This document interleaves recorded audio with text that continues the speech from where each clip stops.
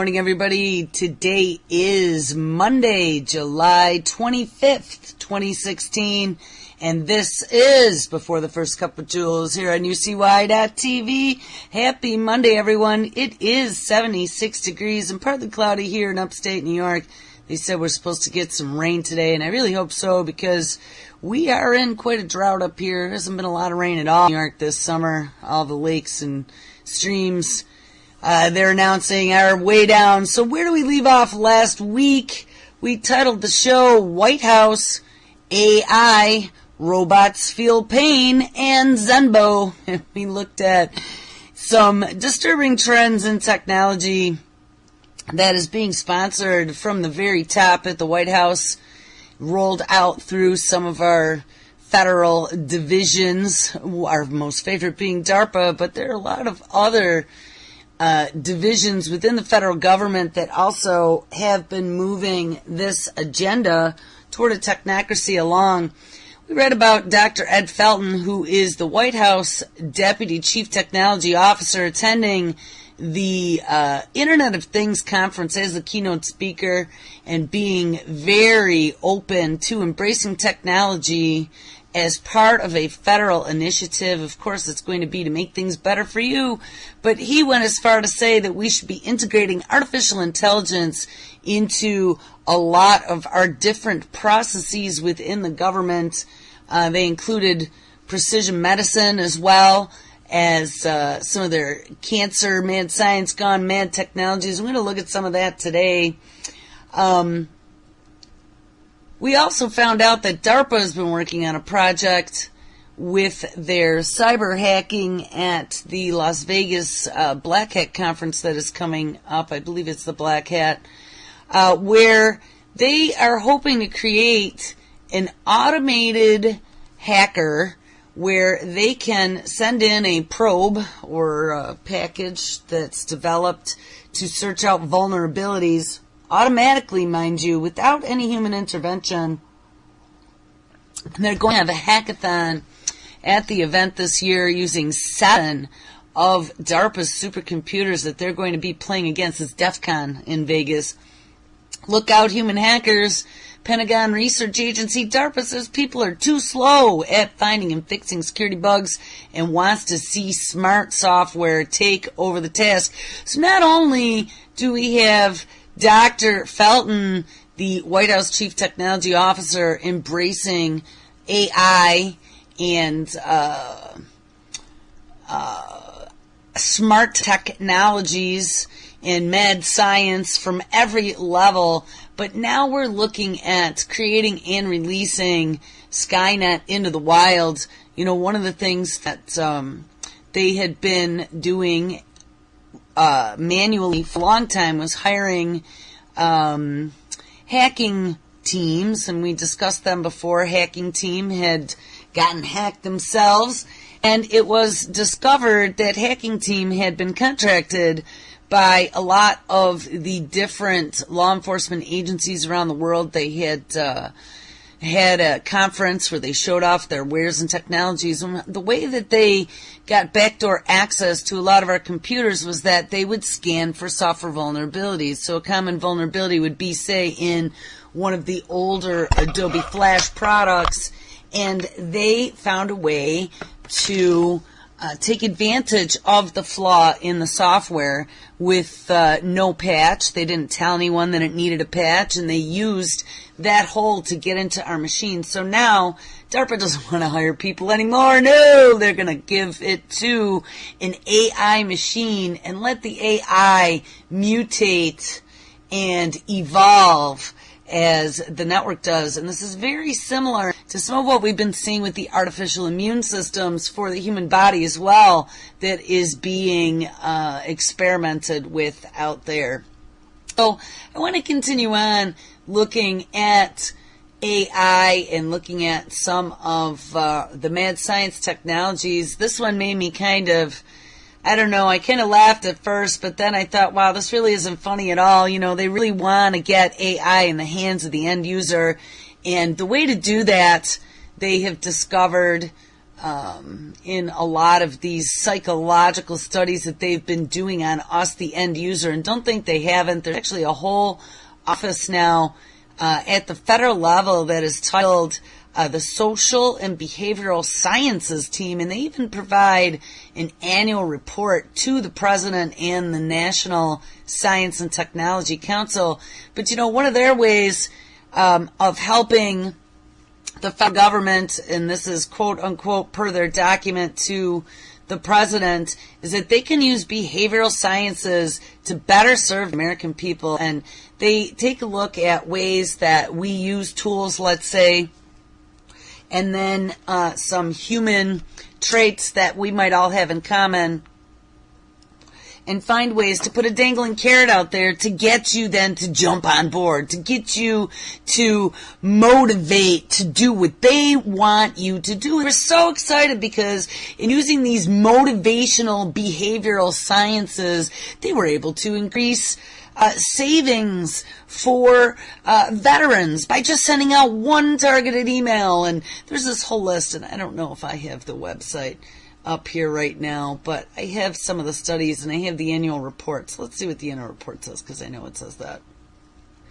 Let's find out. It just made me laugh at how they're still using Bernaysian type psychology to help make people do their bidding. And it doesn't say. This is a pretty long-winded executive summary. I don't know. There was some short synopses that I read about it today, and there were a few little sound bites that gave the statistics for the outcome. And, they just, it made me very suspicious of anything that this behavioral sciences team is going to be directed to do.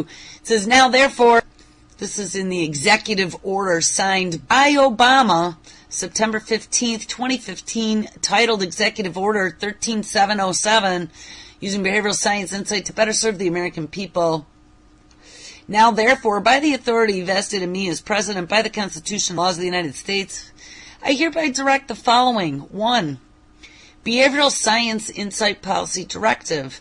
Executive departments and agencies are encouraged to identify policies, programs, and operations where applying behavioral science insights may yield substantial improvements in public welfare, program outcomes, and program cost effectiveness. Number 2, develop strategies for applying behavioral science insights into programs and, where possible, rigorously test, evaluate, and impact of these insights. Number 3, let's recruit behavioral science experts to join the federal government as necessary to achieve the goal of this directive. And number 4, strengthen agency relationships with the research community to better use empirical findings from the behavioral sciences. So they are collecting statistics just like the corporate internet companies have been for lots of years on us. They want to be able to gain intelligence out of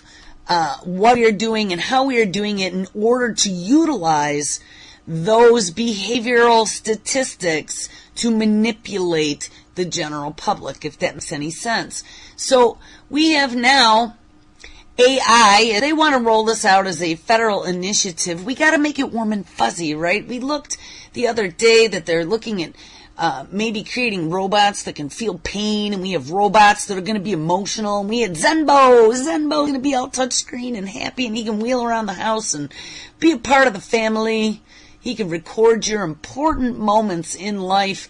We're going to have the goodness of this artificially intelligent, all-knowing, all-seeing hacker that can be maintaining the perimeter of our absolutely so porous IT infrastructure here in the United States, all in the name of national security. Give it up to the machine. Well, now Watson, good old Watson, the same Watson that is helping back end the Sloan Kettering Cancer Institute and aiding cancer doctors in diagnoses, that same Watson that is partnered with Under Armour to give biostats on athletes who are wearing their smart underwear. Yes, the same Watson has now announced a pilot where they have partnered with Macy's. Oh, let's get all the middle-aged ladies and the shoppers in on how amazingly wonderful artificial intelligence can be for our future. This week, the retailer Macy's announced a pilot of Macy's On Call, a mobile tool that lets consumers interact with AI-powered platform via their mobile device. The Macy's customer, except this is via Satisfy with an I, the location-based intelligent engagement platform. See, they're going to use this for marketing. This is the next step. I had been reading something in one of these behavioral science documents that that's the way to sell this to the American people, is to use it for marketing and to get insights into your consumer. Of course, that is the warm and fuzzy front end of this, to get everyone to open their arms and offer them another dangling carrot to chase after. It'll be able to customize your solution, so it'll know what you want before you even want it. Don't worry about it, Johnny. Spend your hard-earned dollars on things that we recommend for you that you don't need. Says this solution, this Satisfy, will be rolled out to enhance the customer in-store shipping, I think it's supposed to be shopping experience in at least 10 locations nationwide. Will it help you locate your size instantly, so you can get in and out of the store before you are sprayed by perfume-wheeling store workers? Well, that is unclear at this point. We haven't yet tested it, but what the company will say is it will do it'll enable customers to ask questions about products, services, or facilities and receive customized responses. The company noted that a customer may ask for a location of the women's shoes and may also specify a particular brand of shoes. That customer will then receive a relevant response with the location of matching products in the store, according to the two companies. Now, we already saw quite a number of cases in Japan where they've been rolling out robots in the hospitality space as well as in the restaurant space. We saw that Harvey's, I think was one of them, was a big restaurant chain in Texas, was going to have a completely automated restaurant. I think there were a couple more that had talked about it now to cut down costs. We've read many stories about all the robots that are coming to take off our jobs, but don't worry about it, because we're going to give you a basic universal income and pay you for doing nothing, just being philosophical and sitting around eating grapes being fed by robots. But you know, as this is all happening, as they are promising you this utopia, they are creating this absolute, completely invasive technological control grid from every level of existence. And I mean, literally, we are talking in the air, in the sky, in the water, in the air we breathe, and in our bodies. And there will be nothing that they do not know, see, or hear. I just saw, we kind of discussed before, Facebook and Google getting into the game with their high-altitude drones and balloons and things of that nature to broadcast internet to those very last bastions of freedom on the globe, like in third world nations and in the bush of Africa that don't have internet access. And because we can't put any type of infrastructure, not just, cable plant, but also towers and that, and satellite is very slow and expensive, they wanted to find a cheap, easy way to give even those people in the bush in Africa access to Facebook. Well, testing has commenced. We now have Facebook completing their first test flight of its unmanned Aquila. It's called Aquila. And when complete, Aquila will be able to beam connectivity from an altitude of 60,000 feet, if you can believe it. So let's make sure that every person on the planet gets connected to Facebook, because Facebook, being probably one of the best intelligence tools out there, everybody has learned, they've been groomed in this society to give up every article of privacy. So here, check this out. Facebook has reached a significant milestone in its bid to provide internet to even the most remote locations of the globe. Its connectivity lab has completed the first full-scale test flight of the firm's Aquila high-altitude aircraft. Aquila is a solar-powered plane designed to beam connectivities to places that can't support the typical infrastructure needed to provide web connections. And when complete, Aquila will be able to circle a region up to 60 miles in diameter, beaming connectivity from an altitude of more than 60,000 feet using laser communications and millimeter wave systems. And one of these days soon we'll have to do a whole show on millimeter wave, because I found some pretty disturbing things about that. Look it up. Look up millimeter wave and surveillance and millimeter wave and military. And it's a little bit frightening that Facebook is being given or allowed to launch such technology. Aquila is designed to be hyper efficient, so it can fly up to 3 full months at a time. And the aircraft wingspan has wingspan of an airliner, but at cruising speed it will consume only 5,000 watts, the amount as 3 hair dryers will, or a high-end microwave. Internet access can offer life-changing opportunities and experiences to all of us, but there are still 4 billion people out there without internet, says Jay Perica, Facebook's global head of engineering and infrastructure, in a blog post.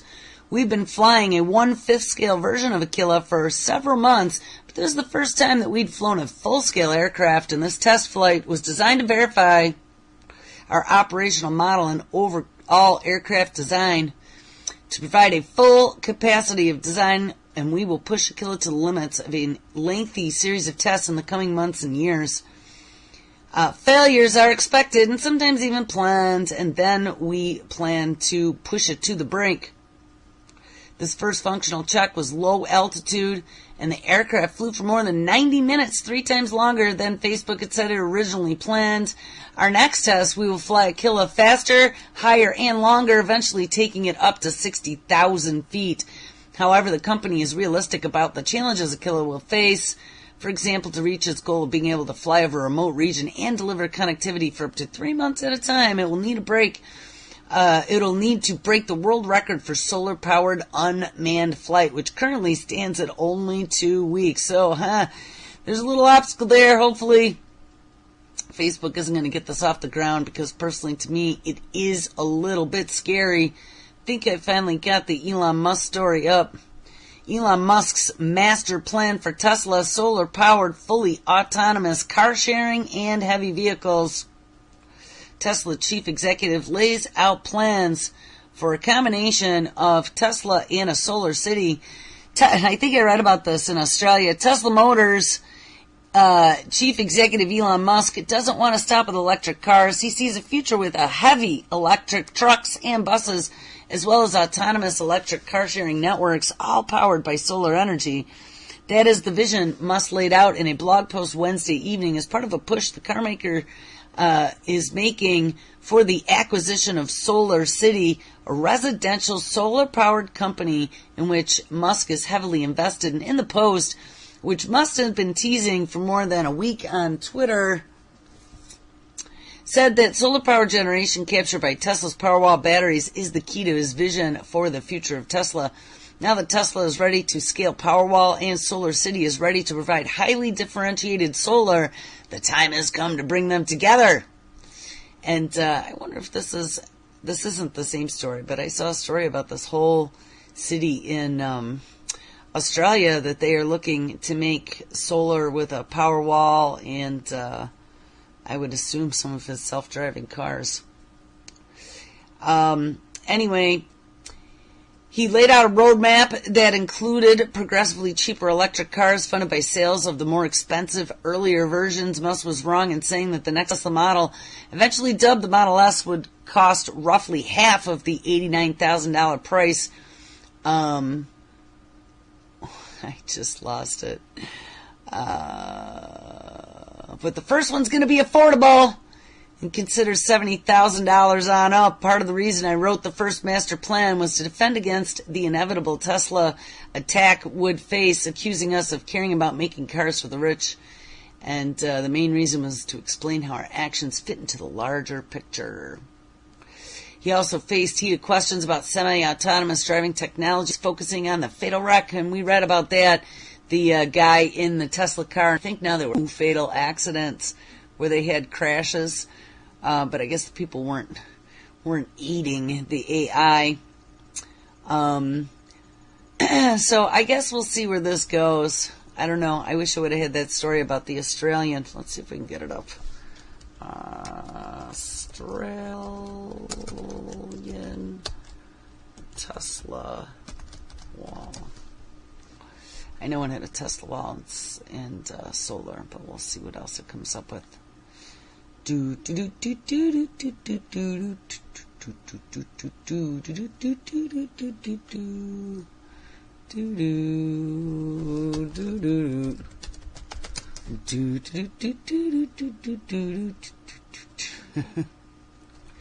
it is, July 15th. I thought there was one.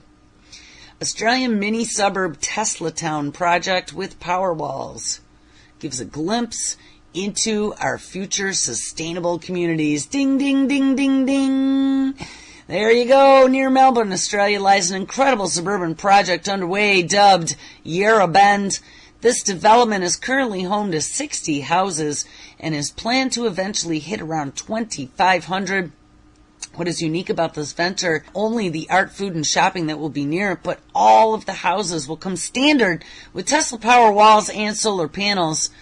Via the Heidelberg leader, Nick Marcanis, sales and marketing manager of the Glenville development team for Yarrow, he states that the suburb, quote, will achieve the highest possible ESD rating under the Urban Development Institute of Australia Enviro Development Scheme for a first for an infill development site in Melbourne. They said the big reason will be that this receives the highest rating is because it's one of the most environmentally sustainable developments in Australia. So look at technology is going to save us again. It's going to be all about combating that climate change and putting you into a community that is run by the machine. I mean, it'd be wonderful. I think a Tesla wall would be great. If it gave me free power for my whole life and I didn't get completely sapped by big industry. But I don't think it's going to be used that way. I think it's going to be used to pull us all into cities, to get us in these ecological, sustainable communities and start playing out the full-blown Agenda 21. Although with these types of community development projects come a big real estate premium, so of course for the rich people, at least for the moment, there are exciting things to come for all of us as wind, solar, and hydro technology improves, as the gigafactory progresses through its phases, which I don't know what that one is, and as the economy of scales come into play to reduce prices, slowly but surely, these products will trickle down to the quickly disappearing middle class and beyond. So, I don't know. We'll see. The merge of Tesla and solar cities. We'll see more mini suburbs, they say. But let's get off of this stuff now, because I saw something else that really disturbed me today. So we've talked about AI, we've talked about the feds, we've talked about DARPA, we've talked about some of the big tech companies, IBM and Tesla, getting in the middle of all this. Of course, we know Microsoft and Google. Well, here's a news story about Google. Google's quantum computer just accurately simulated a molecule for the very first time. It is a quantum world, and we are just living in it, is the subtitle of the story. Google's engineers just achieved a milestone in quantum computing. They produced the first completely scalable quantum simulation of a hydrogen molecule. Now, guys, this is absolutely insane, and that is big news because it shows similar devices could help us unlock the quantum secrets hidden in the chemistry that surround us. Researchers working with the Google team were able to accurately simulate the energy of hydrogen-2 molecules, and if we can repeat the trick for other molecules, we can see the benefits in everything from solar cells to medicine. These types of predictions are often impossible for classical computers or take an extremely long time. Working out the energy of something like propane, which would be C3H8 molecule, would take us to a region of 10 days. And to achieve this feat, Google's engineers teamed up with researchers from Harvard University, ding, Lawrence Berkeley National Labs, ding, UC Santa Barbara, ding, Tufts University, and the University College London in the UK. I believe. Isn't that where Hawking is?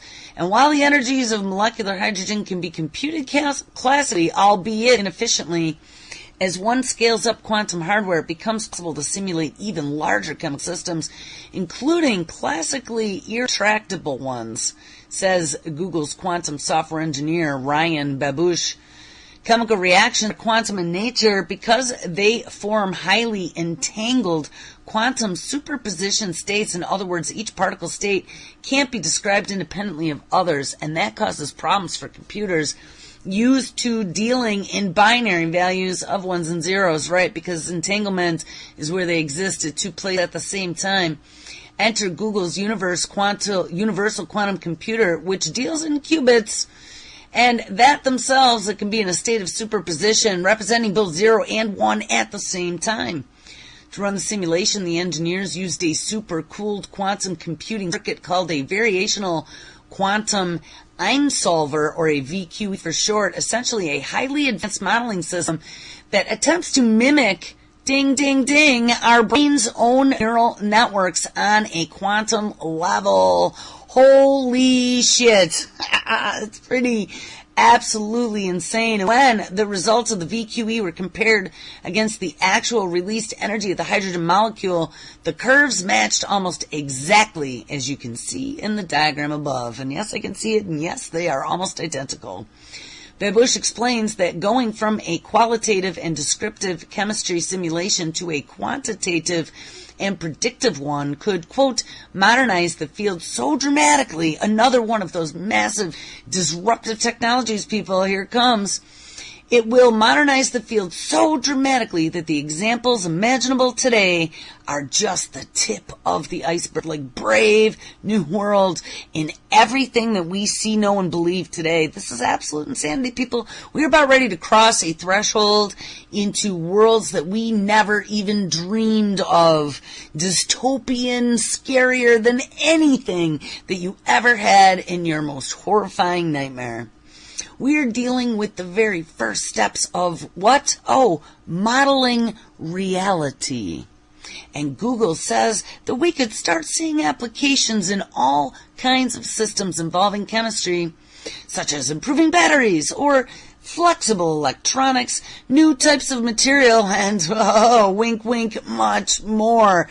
I mean, guys, this is insane. One potential use of this modeling is to find out a way for bacteria to produce fertilizer, and the way that humans produce fertilizer is extremely efficient in terms of the environment and costs 1% to 2% of the world's energy per year. So any improvements in understanding chemical reactions involved could produce massive gains, and it is still in the early days, though. And while we've described Google's hardware as a quantum computer for simplicity's sake, there is still an ongoing debate over whether we've cracked the quantum computing code just yet.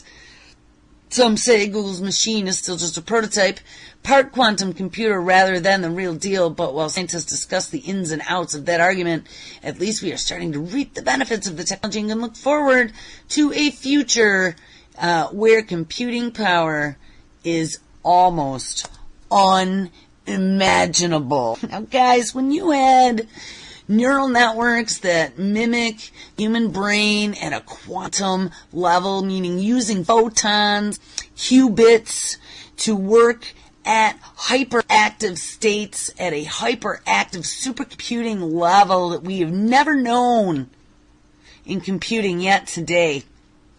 And then it simulates a brain. I mean, you couldn't even imagine. And then we have DARPA creating a Skynet, a self-aware system that can evolve with its environment.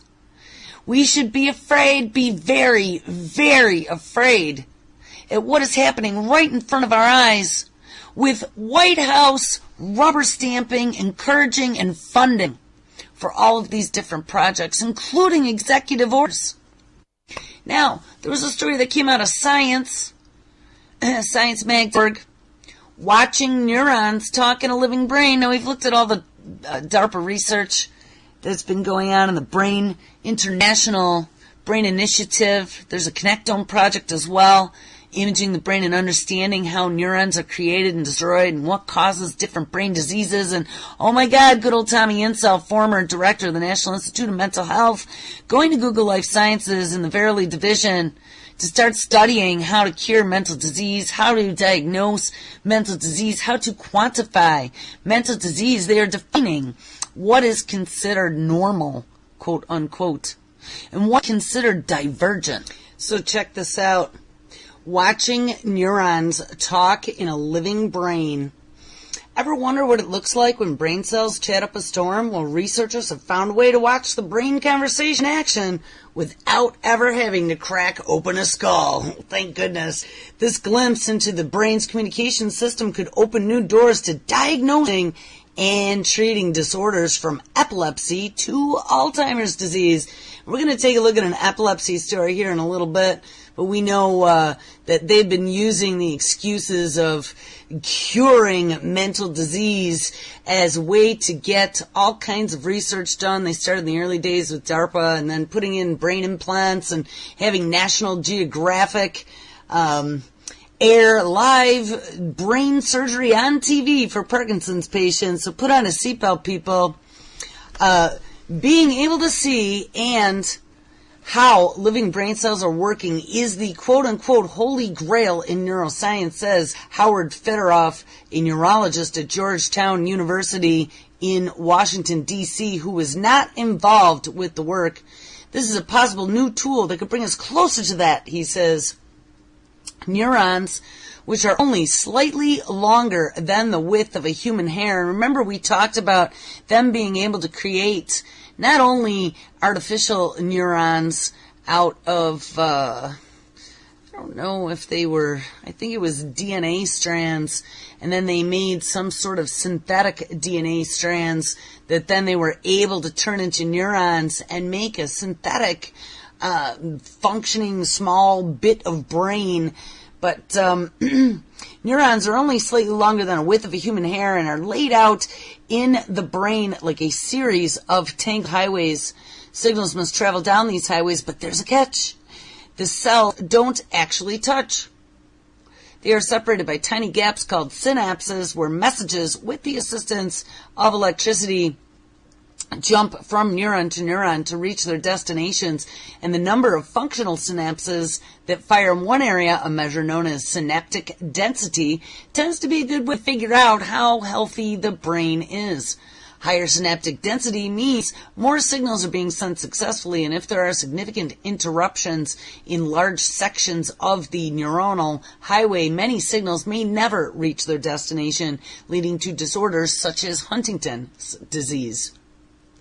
The only way to look at synaptic density in the brain, however, is to biopsy a non-living brain tissue. And that means there is no way for researchers to investigate how diseases like Alzheimer's progress, something that could hold secrets to diagnosis and treatment. So, of course, step right up, Yale University. To remedy this, a team of Yale University scientists have developed a surgery-free technique to view how well neurons are talking to one another, and as they reported in Science Translational Medicine, they call it synaptic density imaging. This approach uses radioactive molecules that, when applied to brain tissue, sounds like a good idea to me, selectively latch onto certain membranes, and when paired with positronic emission tomography, or more affectionately known as PET scans, the scan measures nuclear radiation given off by the molecule, and the chosen areas light up on the image of the organ being studied. The brighter the light, the more glucose or energy used by those cells, and when applied to synapses, the technique should be able to tell whether a message is successfully jumping from one neuron to another, and multiply that by 100 trillion brain synapses, and you get an accurate picture of synaptic density. It sounds pretty scary to me. I don't know if I'd want radioactive particles being stuck into my brain so they could see things. But they already do things like that when they give you a CT scan, I believe, or they give you that dye. I don't know, that contrast dye may just be contrast dye, but I do know that there are nuclear tests where they put stuff into you. I know I got to drink the big cup of radioactive iodine to get that uptake scan of my thyroid. And they don't do that anymore because, whoops, they found out that caused salivary gland cancer. So how nice is that? Anyway, the team intravenously injected a radioactive molecule into some baboons, poor little baboonies, hoping that they would stick to a membrane protein in the brain called the synaptic vesicle glycoprotein 2A, also known as SV2A. And they would theoretically light up on a PET scan when a message makes a synaptic jump.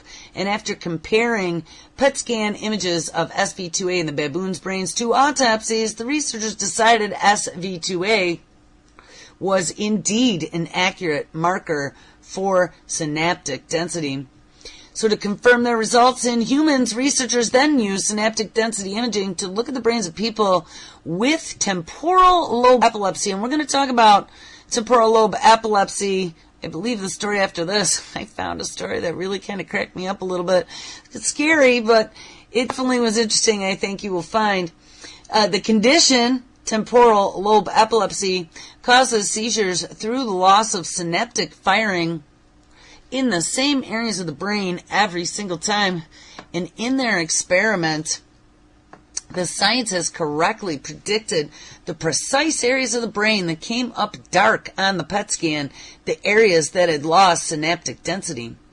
The researchers hoped that this technique could be used to follow a neurological disorder, listen, over a patient's lifetime to show just not where the synapses are failing to fire, but also whether or not your medications are restoring the synaptic functionality. I mean, let's fast forward to the future. So you sit on your smart toilet and give your bodily fluid sample, as well as get your brain scanned on a daily basis, that then is remotely sent to your doctor so they can ensure that not only are you taking your medications, but you're not eating those pork rinds that you're not supposed to have, that you somehow managed to get on the black market, and that you haven't been palming or cheeking the medications that were assigned to you. We saw an application last week that we had read about where they would be able to monitor mental patients. We have good old Tommy Insel, don't forget, at the who left from being director of the National Institute of Mental Health and went to go work for Google's Verily division. And they have been talking about being able to diagnose mental disorders on a wide basis. Well, we had a story last week about being able to monitor mental patients and tell whether or not, and I think it was all patients, but tell whether or not they had taken their medication or whether or not they had been lying to you, and there was fraud detection and alerting where it would send an email to your doctor to tell them that you weren't doing as was prescribed. So it's kind of frightening. They are excited about the new technique, but he says more work needs to be done to determine just how accurate and consistent this approach is will require looking at people in different age groups, so step right up for that cohort program. And with varying brain conditions, this could very well be another tool in the everyday clinical evaluation toolbox. And don't forget that they have over 1 million people already who've stepped up for this cohort program to work with scientists and give up their information and participate in studies to be able to cure the human condition and make our imperfect humans perfect, be able to cure us with synthetic biology and our shape-shifting immune systems. And med science totally gone off the rails mad. All right, so then there was a story. So this is talking about this frontal lobe epilepsy, titled, "Is This Where God Lives in the Brain?" Now, you know, as they're exploring the brain and cracking all the little secrets to be able to understand what makes us tick and get rid of our very last bastions of freedom, to be able to detect when you're not telling the truth by just a simple little scan, to be able to tell what you're thinking, extract images, it's just beyond bizarre. They're trying to mimic the brain at every level to be able to create a synthetic one. And as they're running artificial intelligence and building neuronal pathways electronically, we should be scared. Religion and science don't often mix. This one actually gave me a chuckle. But in the case of religious experiences, that being bright lights, booming voices, visions of God, angels, devils, or other religious figures, Scientists found a surprising overlap in a recent case study. Uh-oh. This is what happens when you start giving it up to the machine and they start bagging and tagging results and comparing and contrasting. Researchers from where? Oh, good old Israel again. Hezbollah University Hospital in Jerusalem examined a 45-year-old male epilepsy patient back in May, and the patient has temporal lobe epilepsy. Hey, ding.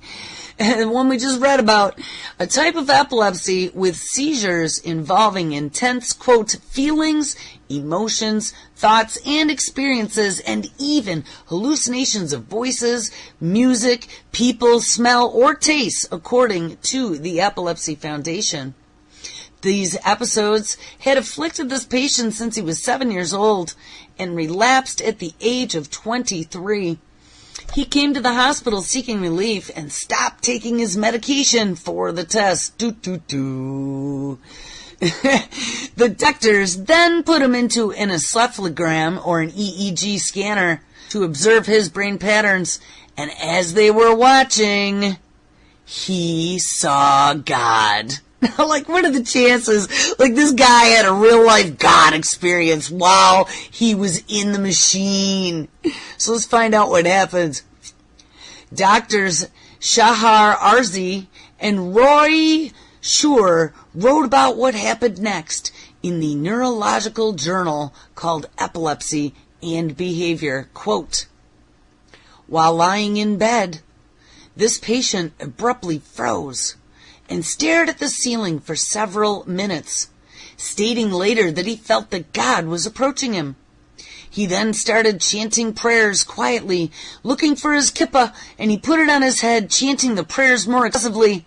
Then abruptly he yelled, "And you are Adonai," which is the name of the Hebrew God, the Lord, stating later that God had revealed to him, ordering him to bring redemption to the people of Israel. What? I mean, come on, if this isn't a propaganda piece, I don't know what is. The guy's having visions in his EEG, and we can see him having real-life visions. Oh, my God. Look at how amazing that is. But wait, there's more. This turns the tables on things.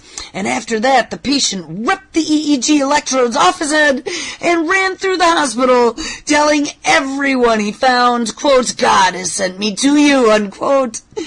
He didn't have a specific plan for accomplishing his newfound mission, but he was sure, quote, that God is going to instruct him what he and his followers should do on their way to redemption, unquote. Now, I don't know about you, but doesn't this sound like Moses and every other religious figurine throughout history who had visions of God and angels, who came back from a mountain and said, we will part the waters and walk through the mountains barefoot?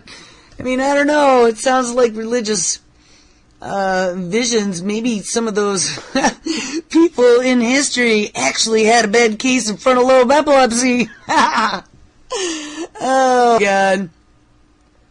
The patient was not a religious man.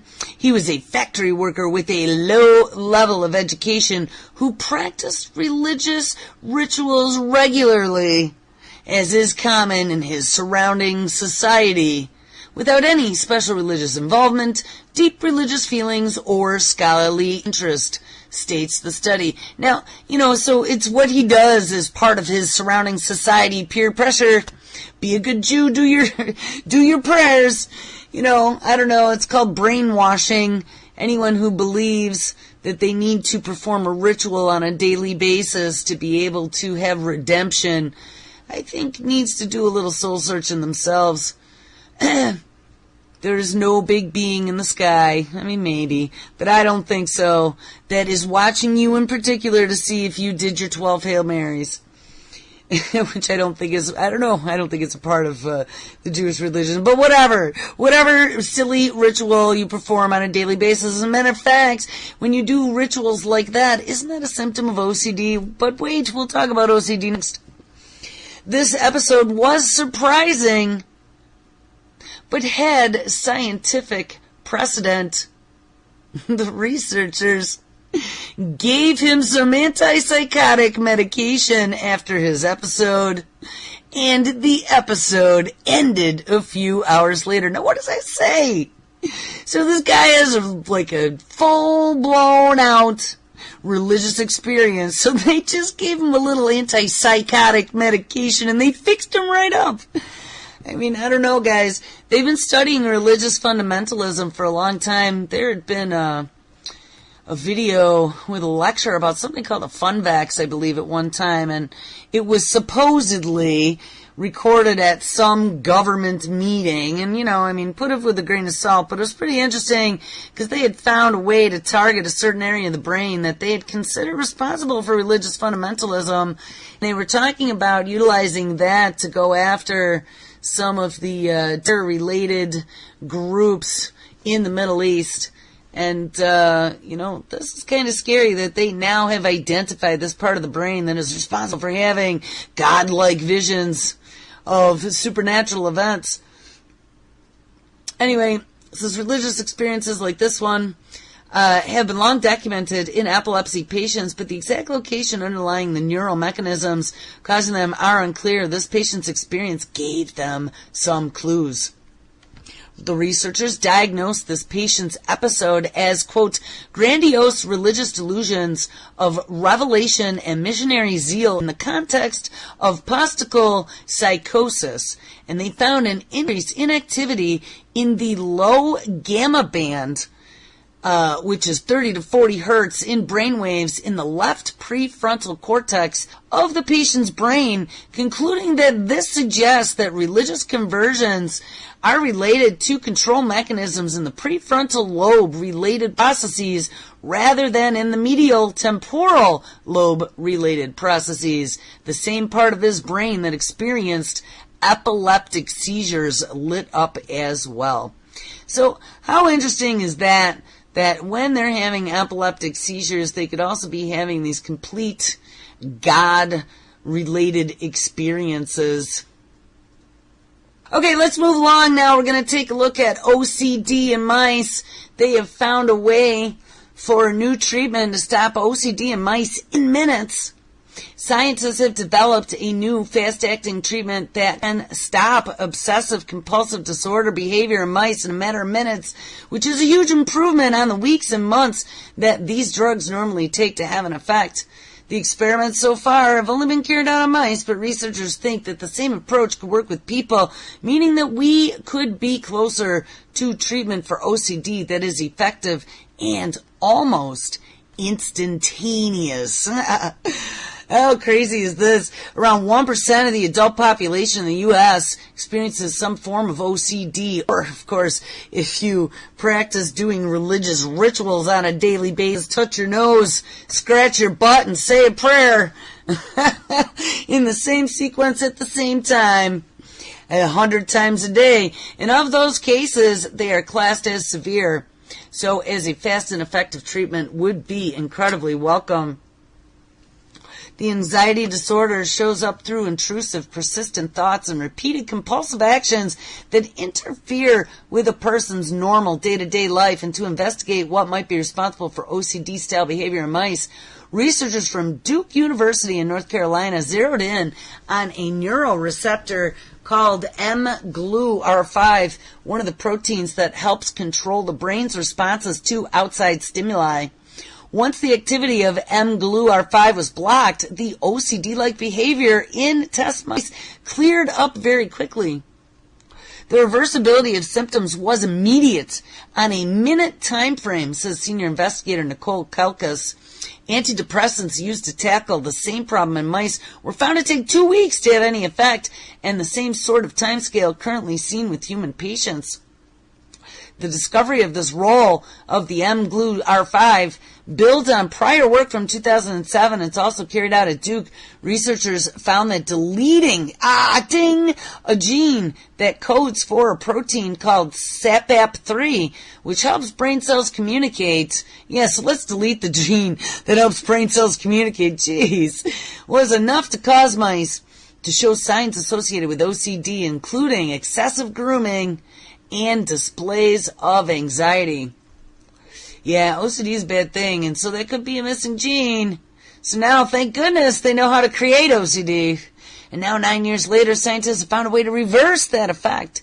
And these new findings are enormously hopeful for considering how to approach neurodevelopmental diseases and behavioral and thought disorders. Ding, ding, ding. Behavioral and thought disorders. You know, they've written a book, I guess, on what is normal and what is not, and they're going to be able to diagnose you with behavioral and thought disorders. One little brain scan, and you will be all set. All right, I guess we're going to look at the last bit here of news. We now have a battle going for CRISPRing to cure cancer. We read about Penn University wanting to be able to do the mad science experiment to pull out T cells in a human, CRISPR them to recognize cancer, and then infuse them back into the cancer patient, targeting cancer cells. They were waiting for 2 other agency approvals. They got the first approval, but they still need 2 other agencies, FDA being one, to approve that in humans.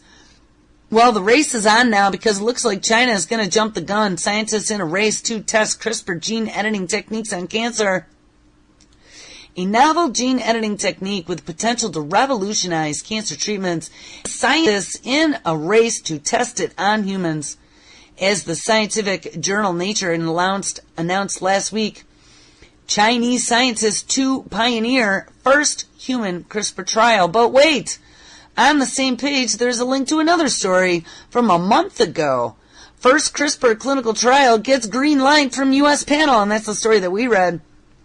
So, who will be the first in the race to completely screw up biology? In the race to use CRISPR in humans, the U.S. or China, and what are they using CRISPR to do? Well, if you haven't heard about CRISPR, of course any of my listeners have. In humans, the U.S., all this might seem underwhelming, but for scientists like Jason Moffat at the University of Toronto, it is amazing news, he says. That's fast, and they are pushing this technology really hard. Of course they are. CRISPR is a revolutionary genetic editing technique that has rocked the world of biology ever since its researchers, good old Jennifer Dowda, first realized that they could use it to edit the genome of any species with ease and precision never before possible. At University of Toronto, Moffat is using CRISPR to identify a set of genes that is essential for cell survival. Isn't that great? Remember, we heard the interview with George Church a few weeks back talking about how when they first discovered CRISPR, CRISPR was not a gene editing machine for good. It was a gene editing machine for death. They had a killing machine on their hands, and it was not until they learned how to re-zip in other things that they made it their quote-unquote therapeutic. It gives you the tools to ask questions about what things are doing that we could never do before. And this is really exciting. He says, so scientists are now using CRISPR in a range of wild experiments. Now, I don't know about you, but using wild experiments in humans all in the same story doesn't seem too promising to me. Should be very frightening to everybody. Where the hell are the ethics?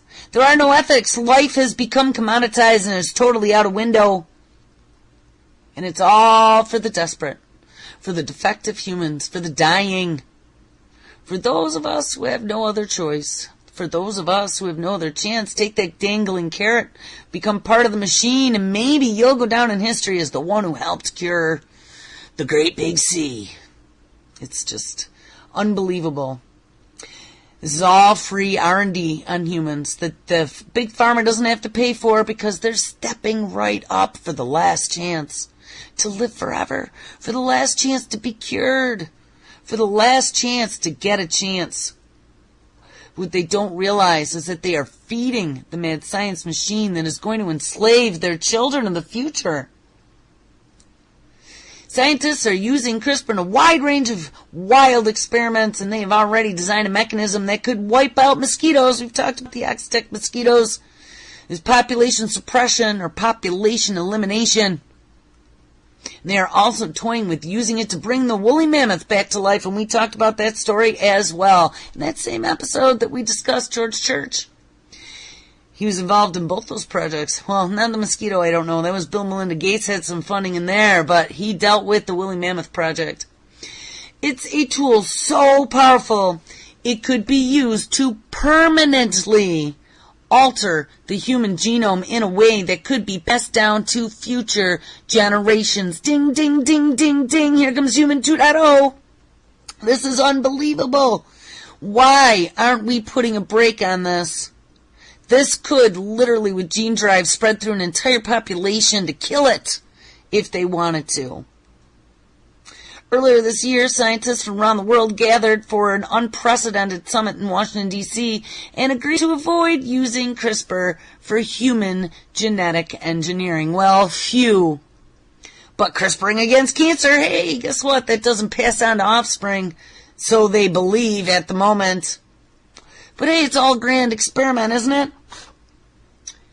But what can CRISPR do in the research on cancer? Well, that is a question that will be asked in these human trials. Cancer is not a therapy on its own. It is a tool. CRISPR, is not a therapy on its own. It is a tool. But because of its precision, researchers are hoping to be able to make genetic edits that are more effective than traditional gene editing techniques to trigger a patient's immune system to kill cancer cells. And we read about that. That's the T cells that they are talking about at the Penn University. We also discussed the gene therapy tragedy at that same university back in 1999 when the teenager died after having T cells that were edited put back into his body and was shut down by the FDA, and the scientist that was involved got bitch slapped for 5 or 10 years or something and had to have a handler. But guess what? Experiment on humans again. I don't believe that he's involved in the current experiment, but he was never stripped of being the head of the genetics lab there. So anyway, let's put on a seatbelt. We now have a genetic engineering race and the race for cures for cancer. And I believe in China it's lung cancer that they were talking about. I think it was some sort of leukemia and a couple others. It was maybe 3 cancers at Penn University. So it is coming, people. All right, well, make sure you stick around because there's all kinds of live radio. It is, my name is Lonnie Clark is live up next. We have a brand new Truth on the Tracks at 9 p.m. Eastern tonight with Brandon Turville and a Anti-Media Radio at 11. All right, guys, everyone have an awesome Monday, and I will catch up with you tomorrow. Everybody take care.